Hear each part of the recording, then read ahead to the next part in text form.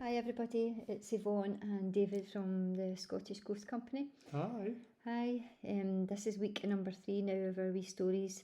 Tonight we're going to just give you a wee couple of stories about the Glasgow Barrowland Ballroom and the Barras, and just about what we know about the ghost of the Barrowland Ballroom, and just a wee bit of history and things of that kind of area, aren't we? Mm-hmm.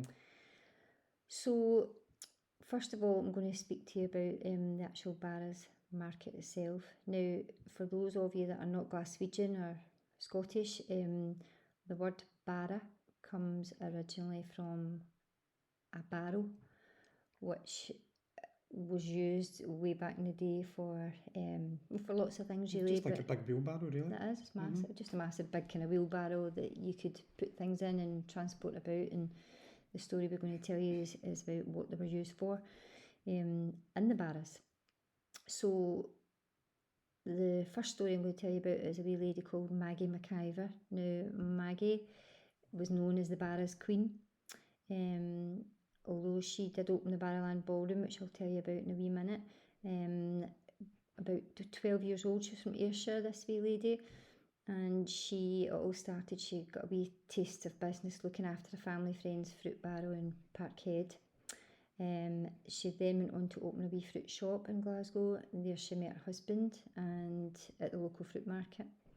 And in the beginning of World War One, there was an increased volume in traffic in the city, and obviously attempts were made to stop the amount of traffic being on the street with what was going on in the world and the war. Basically, the police were telling them to get off the streets. So Maggie decided to provide a place for the trading to continue for all the people that were up in the market selling all their stuff, and she wanted to give them a safe place to go off the street. So she bought the land, now known as the Barras, and it just kind of took off from there. Originally it was sheltered because Maggie was concerned for the welfare of the hawkers, which were the sellers at the actual Barras in bad weather. And she went on to sell wee bits and pieces. I think she sold like books and things like that and items of clothing, and realised that she could make a fortune. So she went from having one barra to lots of barras and ended up in more or less A Barra Emporium, really. yeah. So she went on there to buy what we know now as the Barrowland Ballroom, which, if you don't know, has got one of the biggest neon signs, I think, in Europe. Visible from space. So they say. So I'll tell you just a wee quick bit about the actual Barrowlands itself, the Barrowland Ballroom.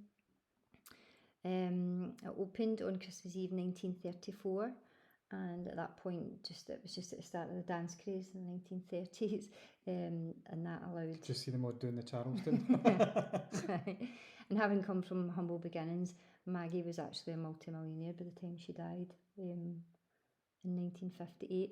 But anyway, in between all that, the ballroom was burned down in a massive fire shortly after Maggie died, and then they reopened it again, and it's world renowned for hosting all these bands and things like that, isn't it? It's world renowned as like a top music venue, isn't it? Mm-hmm. That like King Tut's. It is. I mean, there's loads of people we've had like U2, we've had Deacon Blue, David Bowie, yeah. We've had, who else? Biffy Clyro, Delamici, Simple Minds.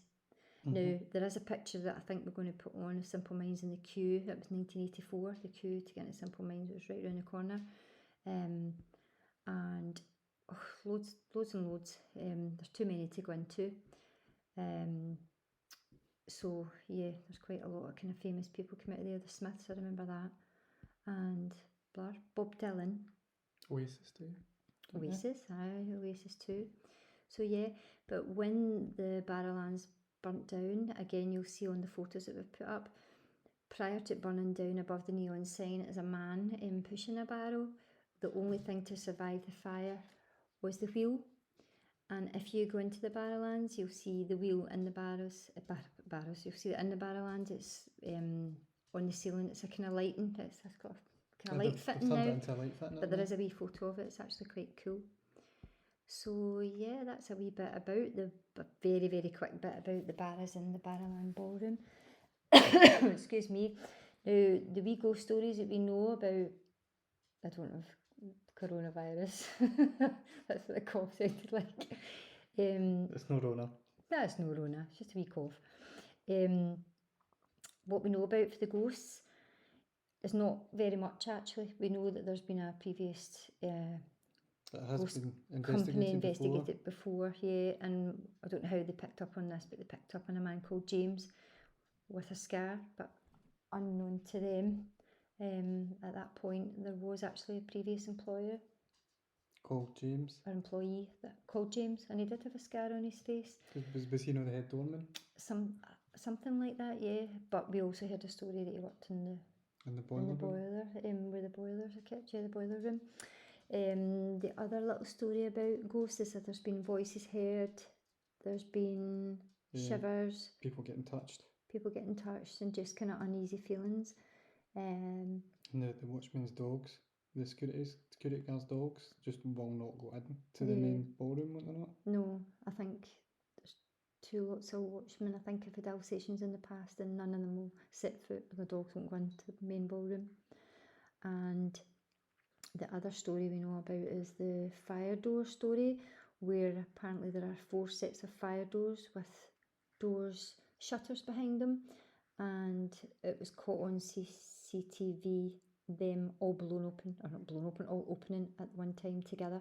3 o'clock in the morning. At 3 in the morning. Now, to open the fire doors, as you can imagine, it's quite difficult. You have to push the bar down. I'm assuming that's what they're meaning with the fire doors, push the bar down. So they are difficult to open, and for all 4 to open at the one time is pretty impressive. Oh God, yeah. Yeah, that just wouldn't happen. Even by the wind, it just wouldn't happen. It would only be 1 or 2 would open. Yeah. I remember seeing that in the Daily Record. It must have been 2003, 2004. The Daily Record covered it, and I remember thinking at the time that was absolutely mental, because I remember that the paper had taken stills from the CCTV footage, and like it showed you the photos in sequence of the doors opening. God. No. You would just die though, wouldn't you? Especially if you're a night watchman and you're sitting watching that in your camera. One of the other photos that we're going to show you, excuse me again, is a picture of taken one of the nights when there was a concert on, and you can see like a kind of white shadowy figure hovering above the crowd, and it looks to some like it's a man with a top hat on.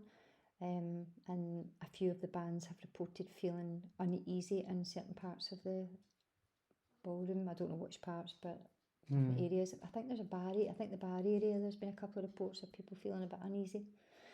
So yeah, that's interesting. Yeah, that's the Barrowlands ballroom for you. So, which leads us on to the next thing about the Barrowlands.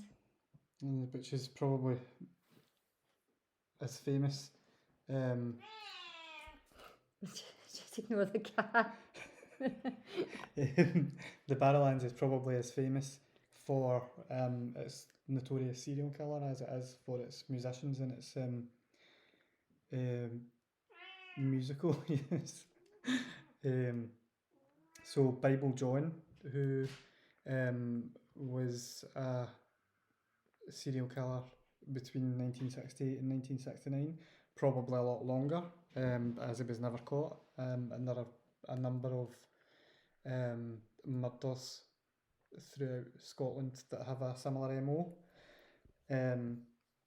He's known as Bible John, but the reason he's known as that is because his name was John. He always introduced himself as John, and he was known for quoting passages out of the Bible.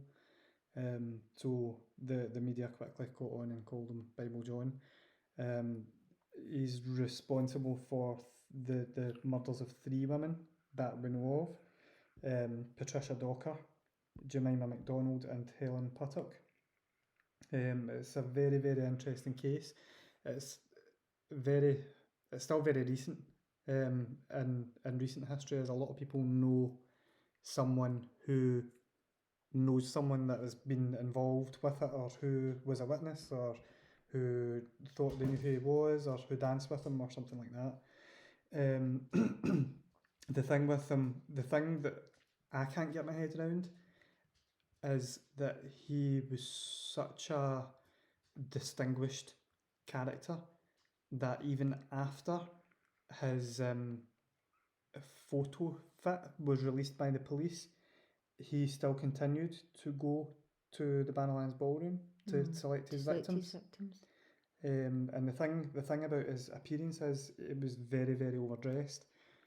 Every witness that has seen him has said the same thing. Now, if you think about it, it was the late 60s, so you would be out with your flares and psychedelic shirts and dancing the night away. You wouldn't be you wouldn't be in a three-piece suit with a handkerchief and necktie and everything else on, which he did have. Plus, he also had light brown kind of strawberry blonde hair, which isn't very common really. There have been a few suggestions because of how religious he was, that there could have been some kind of ritualistic thing to do with his murders, to do with where the specific positions of the bodies were left, the way they were laid out.